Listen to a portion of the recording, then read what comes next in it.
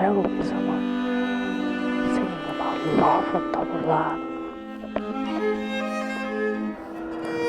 I think that's very brave. How do you say about love? About like falling on happiness.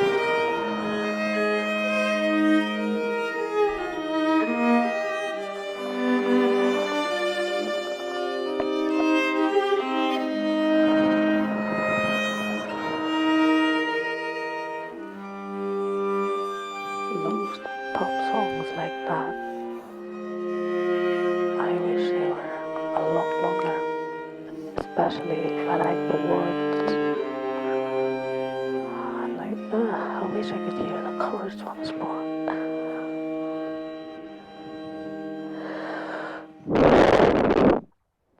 Am I the only one? I don't know. Surely not.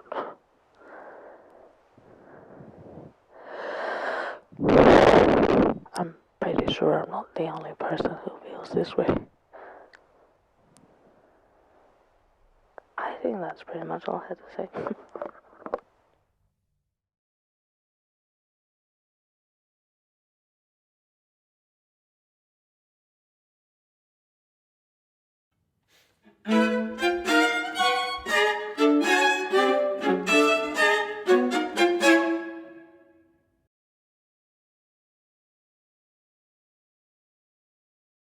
So, thank you for joining me. I'm here with Athanasia Kontou. Hi, Paul. You wrote a piece for Trio Estatico for the 2022 workshop, which we had great fun with. Lots of mutes to try out. And Yes. I just wanted to ask you the inspiration for the piece and the process in making it. Perhaps I guess it was a bit influenced by the talk we gave to you guys.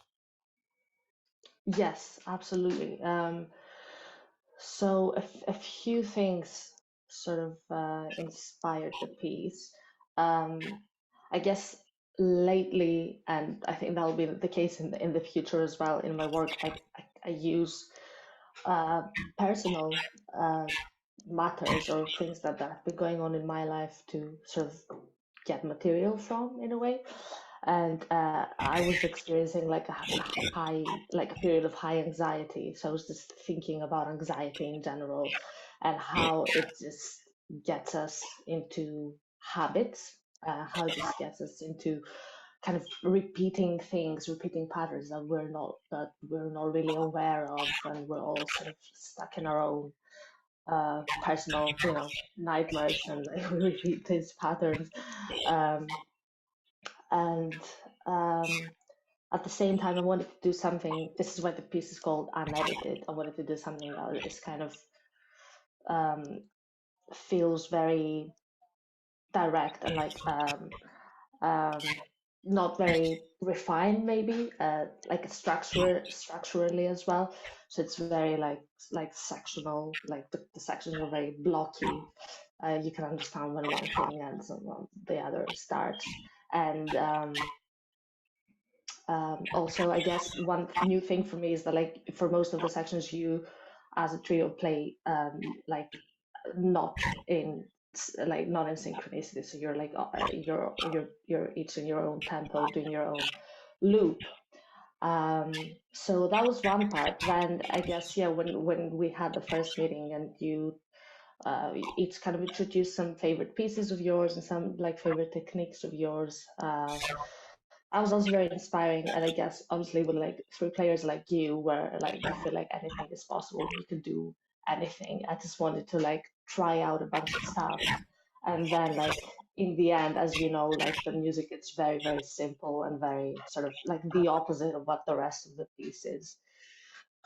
So kind of the idea was to like make it really elaborate and really sort of overwhelming with different sounds that don't necessarily sound like very natural, with all these mutes and all these things. And the other thing was that I because you're both like three amazing soloists, I wanted to give each of you like soloistic moments. So like each section has like a soloist who is not necessarily the soloist audibly. So like you don't necessarily hear the solo more than the other two parts, but there's one person who's kind of working harder than the other two. Yeah. And did you, because you wrote each specifically for each person, so did you think a lot what sort of material you gave to each? Yes, I did. I did think about that a bit, like especially after our first workshop. For example, like Jack has the repeated notes, and that was because I listened to his recording of the Berry Sequenza, where obviously he plays all his notes, and we tried the paper material with you, Paul, so I gave that to you. Um, yeah, I think Megumi's playing it like so expressive and beautiful, so I just gave that solo in the end, which is like very kind of romantic, like yeah. So I gave that a bit of thought, yeah. I thought, I mean, we didn't spend so much time together, but I thought you really found the right material for each person. I thought it was really fitting, so I really liked that. Oh, that's great. Thank you. I'm glad you think that. And I found really interesting with the use of the mutes. Um, I remember I wrote to you after one, like, is this really the mute you want? Because you can't really hear the solo within the other things, but really this was what you were trying to capture. And I found it like interesting when I read, and you said to us about how it's about the anxiety you're dealing with at the time, and Mhm. to think in a way of this muted melody is this uh, monologue maybe, or in a something that's going on while the rest of the world is happening. So it's there, but it's not very clear coming Oh through. my God, yeah, that's precisely what I was thinking. Yes, exactly. Yes. So it's like a monologue that is not like it's basically muffled from everything else that is happening. Yeah. Well, it's really effective, which then somehow comes into this final moment of the piece, which uses also you speaking as a recording. Yes, yes. Which unfortunately we didn't get to hear while we played it. That's put on top now with the final of the piece. But I Yes. think it together. Yes. I think maybe it's not necessarily a bad thing that you couldn't hear it because I felt like that last section with like Jack being like really like having a really low scordatura. I just found that really beautiful because obviously like the string wanted kept wanting to tune up, so you all had to listen very closely so that it's kind of roughly in tune, and it's still like not like so for me like that was kind of really interesting, like how like three players like you who can like play anything, like having to focus really hard to play super simple material. I just found that really kind of vulnerable and beautiful. Yeah, really, I mean, it's really a challenge for me, particularly on the end, because Jack has these four notes that you talk about in your text, Yeah.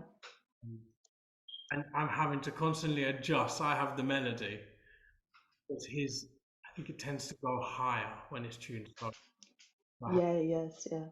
which direction he's going with it. Yeah, but it was lovely. Yeah, it was great. It was a great experience, and yeah, thank you so much. I would do it again. Wants to play it soon live as well to an audience. That would be the next goal with it, That would be amazing. Yeah. And yeah, the good news is you'll be moving to Vienna soon. So we will be just missed each other in Manchester. We studied at the Royal Northern together. Yes, very similar path so far. Yes. We can cross paths and really meet. I mean, yeah, I'm planning on like coming to most of the Clank Forum Beam concerts. I mean, obviously, huge motivation for moving to Vienna. Just see all this amazing music you guys make over there. So yeah, I'm really looking forward to that. So thanks so much for your time. Thank you.